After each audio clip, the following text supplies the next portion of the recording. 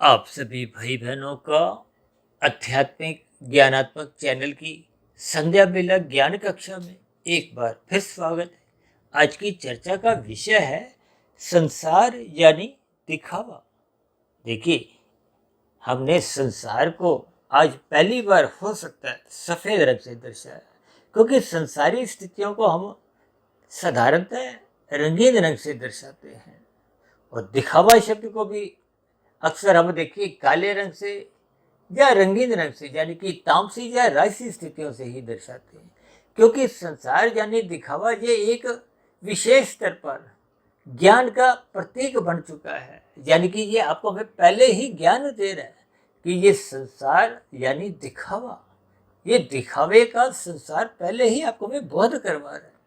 और नीचे हमने जो एक प्रश्न चिन्ह सफेद रंग से दर्शाया है कि इस पर हम विचार करें। विचार इसलिए करें क्योंकि हमने नीचे ही देखिए बाएं तरफ एक मोबाइल लिखा है और दाएं तरफ हमने एक घड़ी लिखा है, शब्द लिखा है।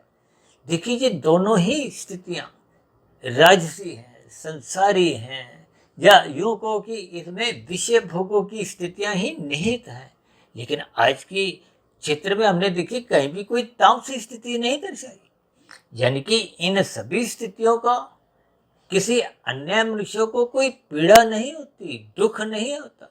देखिए, जब जब तामसी स्थितियां हम दर्शाते हैं, उसका अभिप्राय क्या है कि हम अपने सुख के लिए दूसरों को पीड़ा देते हैं, दूसरों को दुखी करते हैं। अक्सर हम बार बार समझाते रहते हैं ना कि लाल बत्ती पे रुको, केवल हरी बत्ती पे चलो।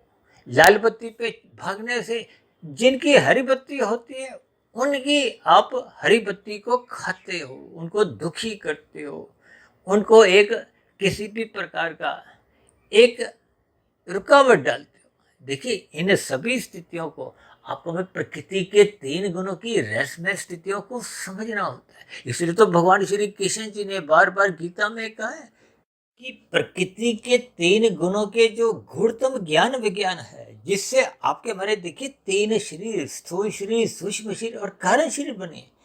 जब तक इस माया के 3 गुणों का यानी कि ये जो प्रतिदिन आपके हमारे जीवन में नित्य निरंतर एक क्रम में आते हैं।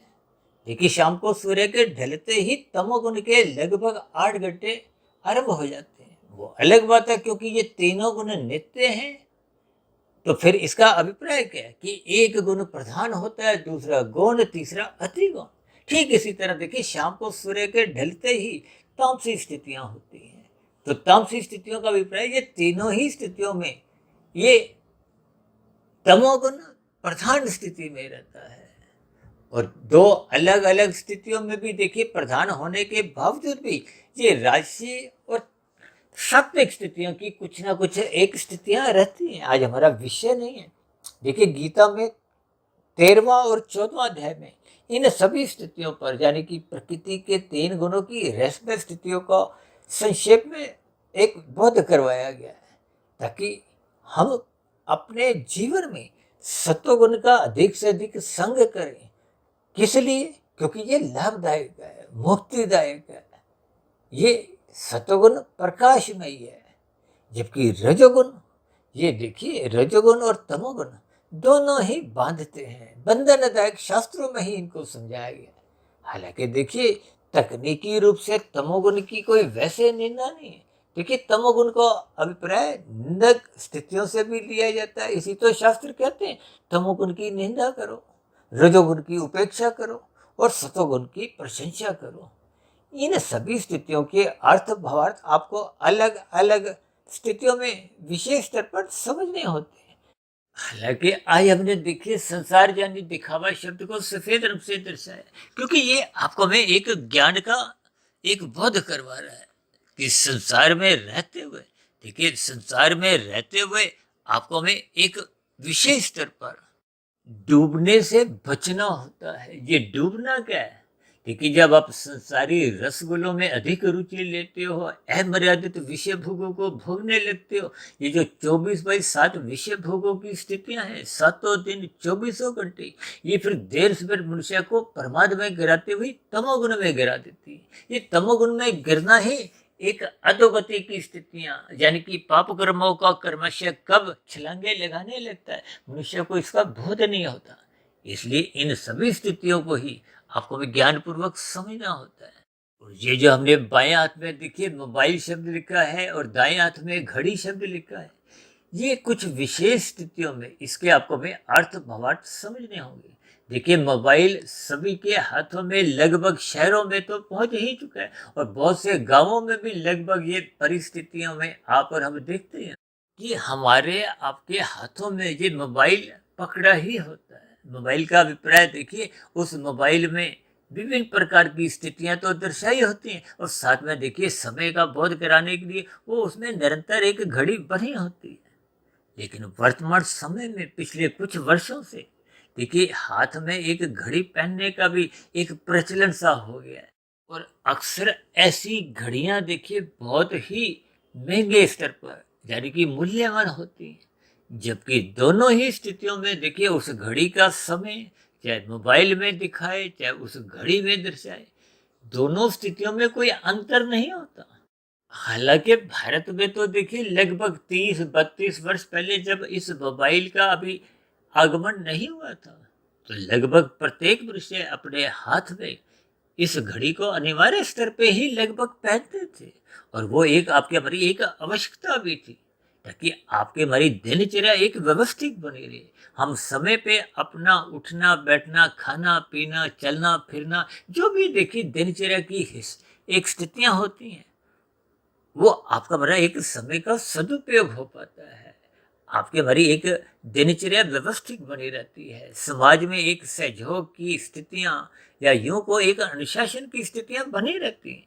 लेकिन जैसे जैसे इन सभी स्थितियों में कुछ बदलाव आया, यानी कि मोबाइल का प्रचलन बढ़ता गया, तो फिर इन सभी स्थितियों के फलस्वरूप एक साधारण लोगों में ये घड़ी पहनने का जो एक स्थिति है वो कमजोर पड़ने लगी और धीरे धीरे समाप्त होने लगी। लेकिन वर्तमान समय में पिछले कुछ वर्षों से विशेष रूप से देखिए युवा वर्ग में, जब प्रौढ़ अवस्था की कुछ हद तक स्थितियों में भी इस घड़ी पहनने का पुनः एक प्रचलन एक महंगी महंगी घड़ियों के रूप में प्रयोग में होने लगा है। ये सभी स्थितियां देखिए क्योंकि संसारी स्थितियां हैं और संसार यानी दिखावट की स्थितियां अधिक इसमें देखी जाती हैं, तो इन सभी स्थितियों का कोई अपने आप में कोई औचित्य नहीं रहता। देखिए इन सभी स्थितियों पर मात्र शब्दों के ऊपर ही ना रुकते हुए इनके अर्थ, इनके भावार्थ आपको हमें समझने चाहिए। क्योंकि जब जब आप और हम स्वयं अपना रजोगुण बढ़ाते हैं, क्योंकि शास्त्र तो बार बार कहते हैं रजोगुण की उपेक्षा करो, रजोगुण की उपेक्षा के साथ साथ तमोगुण की निंदा के लिए कहा जाता है और सतोगुण की प्रशंसा के लिए कहा जाता है। तो इस सूत्र के अंतर्गत जब आप स्वयं ही अपना रजोगुण बढ़ाते हैं, जिसका आपको में कोई विशेष स्तर पर कोई अतिरिक्त लाभधन में नहीं मिलता, क्योंकि दोनों ही प्रकार से समय का तो वही स्थितियां रहती हैं। और अक्सर देखिए युवा वर्ग और प्रौढ़ अवस्था की स्थितियों में जब मनुष्य समय के महत्व को समझता नहीं है, क्योंकि शास्त्रों में तो बार बार कहा गया है सत्संग करो सत्संग करो, सत्संग का मतलब सतोगुण बढ़ाओ। लेकिन जब आप और हम रजोगुण बढ़ाते हैं तो निश्चित रूप से देखिए आपका मतलब सतोगुण के प्रति एक विशेष प्रकार की जो रुचि जगनी चाहिए थी उसमें बाधा बनती है। देखिए जब एक गुण को आप स्वयं ही बढ़ाते हो, जिसको शास्त्रों ने स्वयं मना किया कि इसकी उपेक्षा करो, क्योंकि जब जब रजोगुण बढ़ेगा तो वो गिरेगा कहाँ, वो तमोगुण में गिरेगा। देखिए ये गुणों का कुछ ऐसा खेल है, कुछ ऐसा प्रभाव है, यानी कि रजोगुण बढ़ने से आपका मतलब सतोगुण कमजोर होता है और तमोगुण में गिरने की संभावनाएं अधिक होने लगती है। इसलिए उस दृष्टिकोण से देखिए आज हमने संसारी यानी दिखावा इन शब्दों का आधार लेते हुए इसको मोबाइल और घड़ियों का एक संबंध जोड़ते हुए इन पर एक चिंतन करने की एक अपील की है, एक आपसे अनुरोध किया है। इसलिए तो हमने देखिए एक प्रश्न चिन्ह सफेद रंग से लगाया है, ताकि इन सभी स्थितियों पर आप और हम चिंतन करें। क्योंकि जब जब रजोगुण बढ़ता है या बिगड़ता है, देखिए बिगड़ने का अभिप्राय देर सवेर ये मनुष्य को बढ़ा हुआ रजोगुण ही तमोगुण में गिराने लगता है।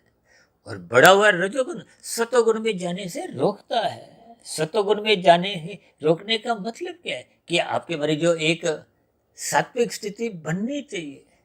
देखिए, जब तक सात्विक स्थिति मजबूत नहीं होती तो आपके हमारे कर्मों में भी सुधार आने की संभावनाएं कमजोर पड़ने लगती है। तो फिर ऐसी स्थितियों में परोपकार के कार्यों में भी कमजोरी आने लगती है। तो फिर ऐसी स्थितियों में देखिए, साधना आरंभ होने का तो एक प्रश्न ही नहीं उठता, क्योंकि मजबूत सतोगुण में ही विवेक शक्ति जगती है, और वो जगी हुई विवेक शक्ति ही कर्म योग, ज्ञान योग, भक्ति योग की क्रमशः स्थितियां बनाने की एक संभावना है, बढ़ाती है।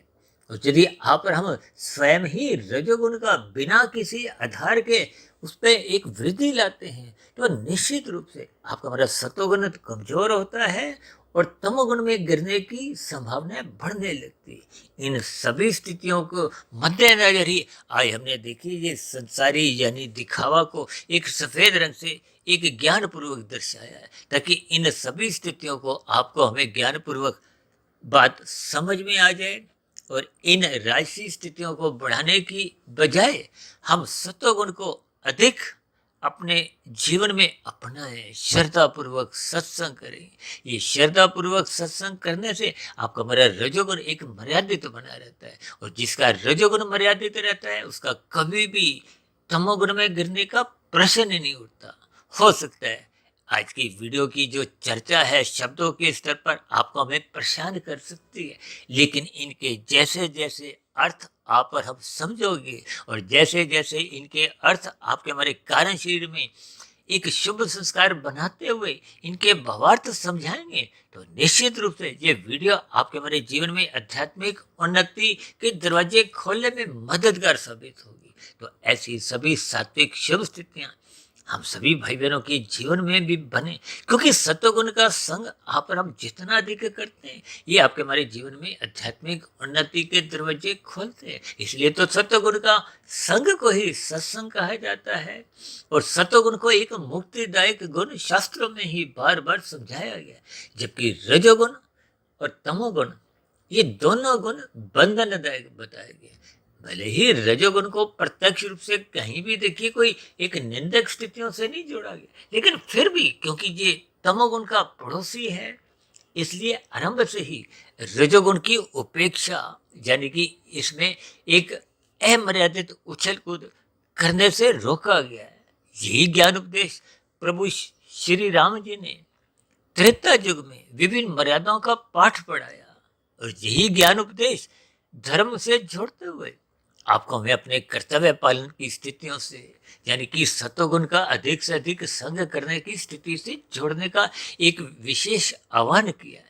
देखिए, इन सभी स्थितियों को आपको हमें क्रमबद्ध तरीके से इन गुणों की स्थितियों को ज्ञानपूर्वक समझते हुए सत्वगुण का संग बढ़ाना चाहिए, ब्रह्म मुहूर्त में उठना चाहिए, गुरु के प्रवचनों को सुनना चाहिए, शास्त्रों का स्वाध्याय करना चाहिए। ये सभी स्थितियां जब निरंतर आपके हमारी ब्रह्म मुहूर्त में उठने का एक स्वभाव संस्कार बना देती हैं तो फिर ये सभी दिखावटी स्थितियों से यानी कि राजसी स्थितियों से फिर मनुष्य सहज ही अपनी दूरी बनाने लगता है, जिसके फलस्वरूप मनुष्य का फिर तमोगुण में गिरने का प्रश्न ही नहीं उठता। तो ऐसी सभी सात्विक शुभ स्थितियां हम सभी भाई बहनों के जीवन में भी क्रमशः बनना आरंभ हो। इन्हीं शुभकामनाओं के साथ चर्चा विशेष का भी यही विश्राम देते हैं। कल सुबह फिर मिलते हैं ब्रह्म मुहूर्त ज्ञानोपदेश कक्षा में। तब तक आप अपने आध्यात्मिक मित्र सुधीर भाटिया फकीर को इजाजत दें। फिर भी आज की वीडियो संबंधित कोई बात आपको तर्कपूर्वक समझ नहीं आई हो या बात कुछ किसी अंश में बुरी लगी हो तो उसके लिए मैं क्षमा चाहता हूँ, लेकिन इन सभी स्थितियों को जब आप गहरे तल पर इनके अर्थ और भावार्थ समझोगे तो निश्चित रूप से ये वीडियो में कहे गए सभी शब्द आपके हमारे जीवन का एक आधार बनते हुए आध्यात्मिक उन्नति के दरवाजे क्रमशः खोलने में मददगार होंगे। तो ऐसी सभी शुभ सात्विक स्थितियाँ आपके हमारे जीवन में भी बने। फिर भी वीडियो संबंधित आपके मन में जो जो प्रश्न हो या मेरी कही गई बातों पर आपकी जो जो आपत्ति हो, शिकायत हो, तो आपके प्रश्नों का, सुझावों का और शिकायतों का नीचे दिए गए कमेंट्स बॉक्स पर जब प्रश्नोत्तर ज्ञान कक्षा में सदा ही स्वागत है। और इस चर्चा विशेष को ध्यानपूर्वक सुनने के लिए आप सभी भाई बहनों का बहुत बहुत धन्यवाद।